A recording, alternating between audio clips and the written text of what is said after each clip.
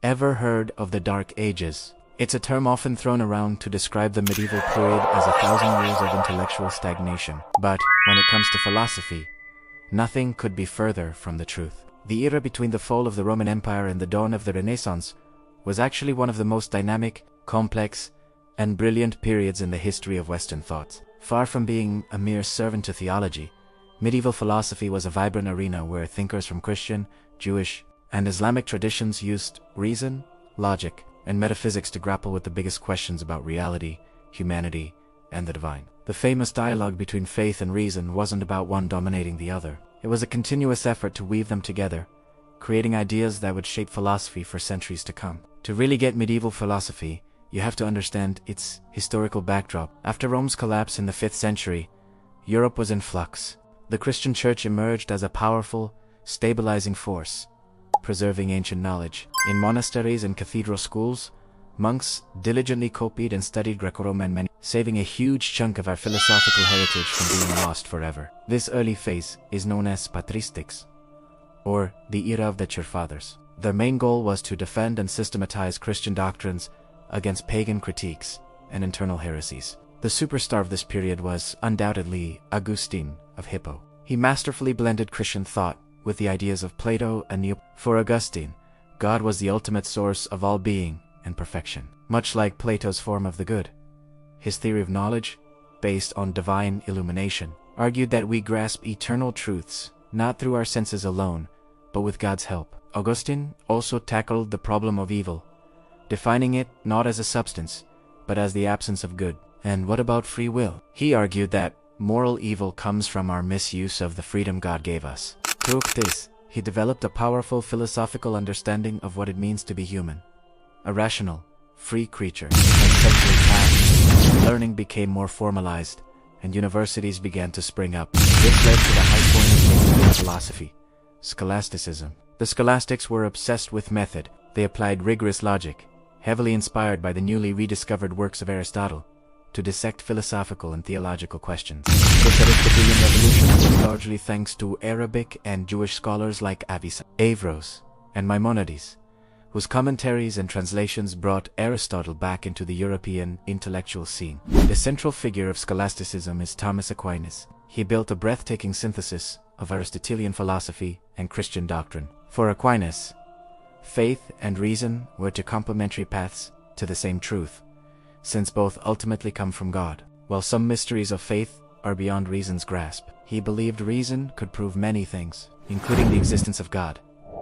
His famous 5 ways are philosophical arguments, based on observation and metaphysics, designed to rationally demonstrate the need for a first mover, a first cause, a necessary being, a supreme perfection, and a universal designer. Another cornerstone of Aquinas' thought is the distinction between essence and existence. In created things, what they are, their essence is separate from the fact that they are their existence. Only in God are essence and existence one and the same, making God the one truly necessary being. But scholasticism was far from a one-man show. Thinkers like Duns, Scotus, and William of Ockham challenged and expanded on this framework. Scotus, for example, championed the absolute freedom of the will, arguing it wasn't determined by the intellect.